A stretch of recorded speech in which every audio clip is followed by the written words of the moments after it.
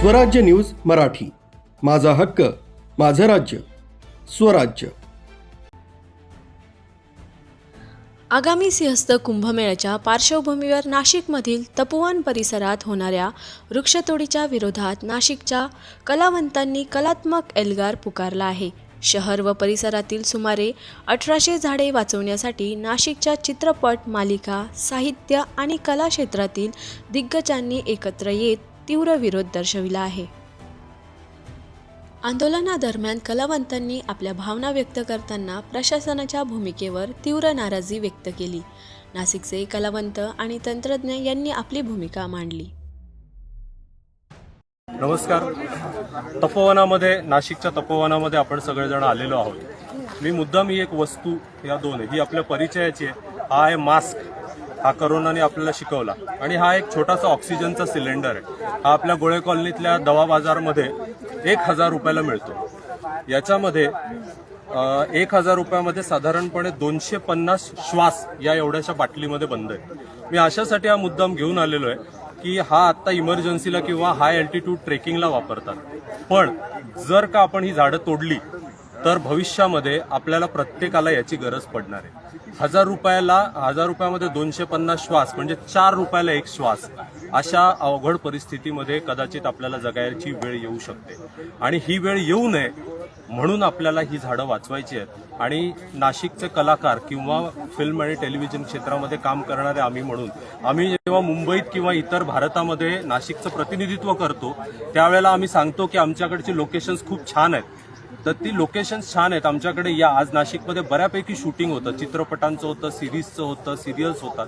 हे का होतं तर याच्यामध्ये या नाशिकच्या वनराईचा पण खूप मोठा हात आहे। त्यापासून विनंती आहे की तपोवन वाचवा, नाशिक वाचवा, आणि येणाऱ्या पिढीला एक चांगली शुद्ध हवा देण्याचा आपण थोडासा तरी प्रयत्न करूयात।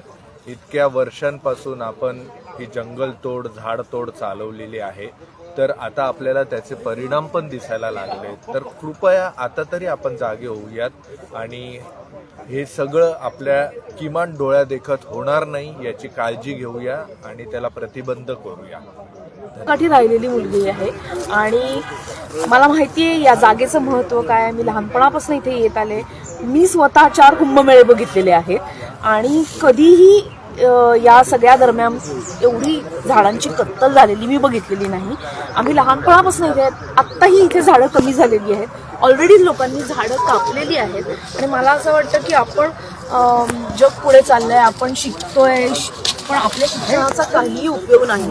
आपण शिकून अडाणी झालेलो आहोत असं मला वाटतं। ही झाडांची कत्तल करणं हे अतिशय चुकीचं आहे पर्यावरणाच्या दृष्टीने। लहान मुलं ज्यावेळेस इथे येत होतो तर ते तपोवन जर बघितलं तर आता तेवढी झाडी राहिलेली नाही जेवढी आम्ही लहानपणी बघत होतो। सिंहस्थ माझा हा कदाचित 4था आणि येणारा 5वा असेल।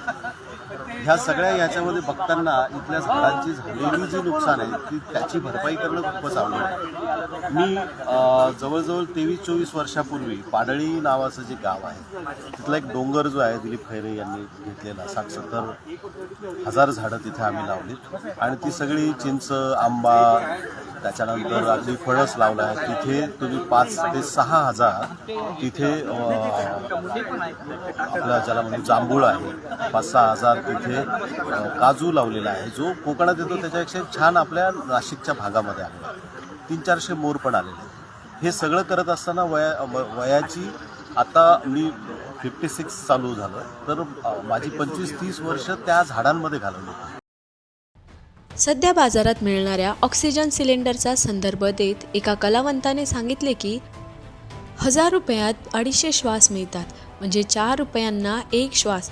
अशा अवघड परिस्थितीत जगण्याची वेळ येऊ शकते। ही वेळ येऊ नये म्हणून आपल्याला ही झाडे वाचवायची आहेत।